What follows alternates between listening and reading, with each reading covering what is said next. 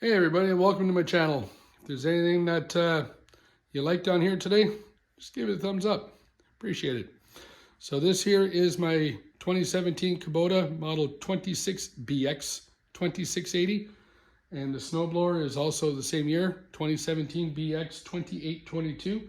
It's a 54-inch cut, and it's the industrial version. The chute turns hydraulically. Awesome. But you always had to get off the tractor, back on the tractor, off the tractor, on the tractor to adjust the chute's deflection. So to make life a little easier, I installed a linear actuator on it. And in the words of my best friend Shane, butcher, now you're gonna get fat. Cool, winter warmth. Let's see what we did here. So it's a 6-inch stroke linear actuator from a company called Windy Nation I found on Amazon. It was I believe $100 delivered, tax in, out the door. The brackets for it, the linkage is 1-inch square tubing that, just some steel I had kicking around the garage. So the top one here got cut on a 45-degree angle and then welded to that other piece. And carriage bolts in there, seeing as the original bracket has got some nice squares in it. So carriage bolts and nylon locker nuts. Another little tip here is your knobs here. I mean, you can put a nice big flat washer on there and put a nylon locker nut if that's what you want. I'm leaving those on, but what I did was I went around it, the threads twice with electrical tape and then put that back on. So they're not gonna vibrate off. Last thing you wanna do is that vibrate off and get into your chute and jam something, break a shear pin, right?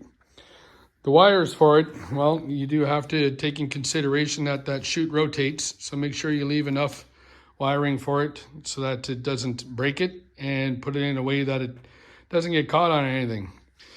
The wire is ran through a protective sleeve and zip tied to the hydraulic line,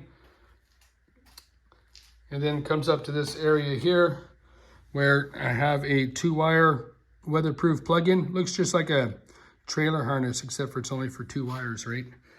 That there, that's a connection for my third function I have for the front end loader. And then to power it, in the fuse box, I'm using a piggyback, and I'm using the same fuse slot for the 12-volt accessory over there that's in that itty bitty little tiny storage box that holds a cell phone and, I don't know, a pack of smokes if you smoke. The wire is zip tied underneath the floorboards to the hydraulic lines, and then comes up here to a Momentary rocker switch that I ordered separately. This linear actuator did come with a linear rocker switch, and I'll show it to you because I am going to post a link here from Amazon where I got this in case anyone's interested, and you'll know what it comes with. So it comes with this Momentary switch here, which is big, bulky. It's not designed in a way to, cut a hole in the plastic and have it sit inside there. Probably would have had to zip tie it to the handle for the joystick, which I think would have just looked stupid and would have been exposed wires and just would not have made for a nice looking job. So I ordered that rocker switch separately. I can post a link for it also. I think it was 19, 20 bucks, something like that, right? One of the things I did find to be a pain in the butt actually is the 10mm bolt that holds on that cover for your controls. Yeah, it's in a tricky spot to get it back in. Tip of the day, something my uncle taught me 40 years ago when I was wrenching with him, is to if you got a spot where you're putting in a bolt and you're using a socket and it's in a tough spot and it's going to fall out and you're going to get frustrated and mad, and just put a dab of grease on the end of the bolt's head and inside your socket. Put a little dab of grease in there. It'll hold that bolt in there from falling out. Makes it a lot easier. I've always found my joystick to be sloppy. When I had this apart, I noticed that actually the bolt that holds the joystick into the valving system, the nut on this end here was missing. So that's what caused it to be sloppy. And now I know why it was always very difficult if I wanted to put my joystick control lockout. It required 2 hands. You had to fiddle, fart, and wiggle around with your joystick for it to go into place, and it wasn't due to dirt or lack of grease or anything like that. It was just because it wasn't lining up correctly with that bolt missing. So after I put that bolt in, the nut on top of the bolt, and tightened everything up, that's working quite nicely, very freely and easy now. So that's awesome. The linear actuator, it's not the quickest one out there, and I don't know if there are quicker ones. I don't know if there are slower ones. I'm sure you can check the specs to see what the speeds are. This one here, it's exactly 15 seconds to complete one full stroke. So right now it is completely compressed, which has the chute all the way up. So let's bring her down, and you'll see 15 seconds. Oop.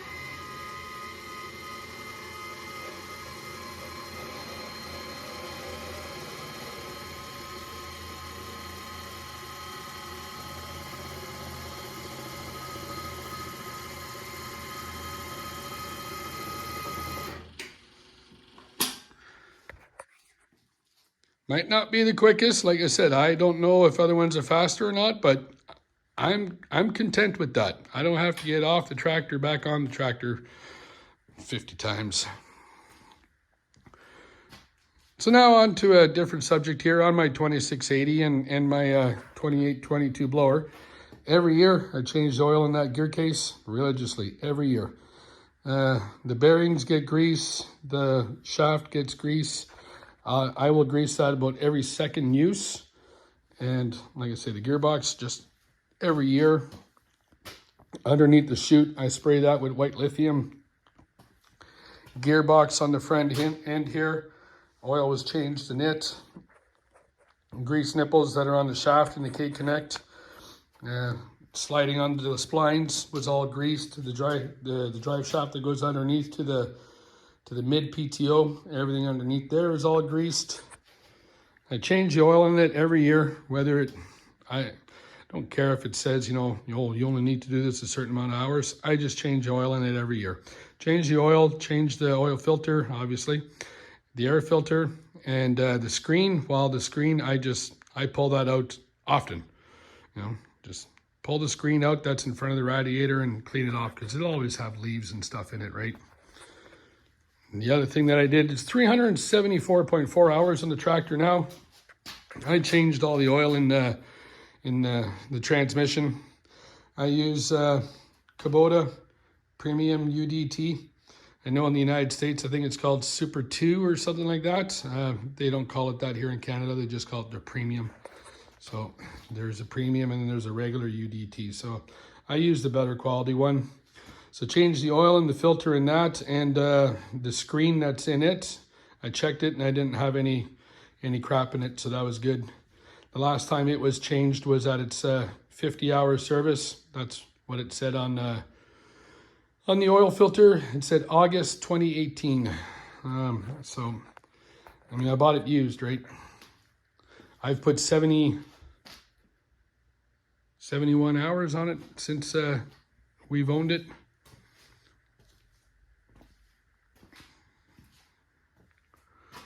So yeah, that's it there. If there's anything that helped you on this channel here in any way, shape, or form, please don't be shy and give me a thumbs up. If you got any questions, post it in the comments and I'll be glad to answer them. I'll put the links down below for that linear actuator and for the, whatchamacallit, the rocker switch. The next job I'll be doing is I am going to be putting a relocation kit for the fuel filter, and when I do that, I'll post that video also. Cheers! Have a great day.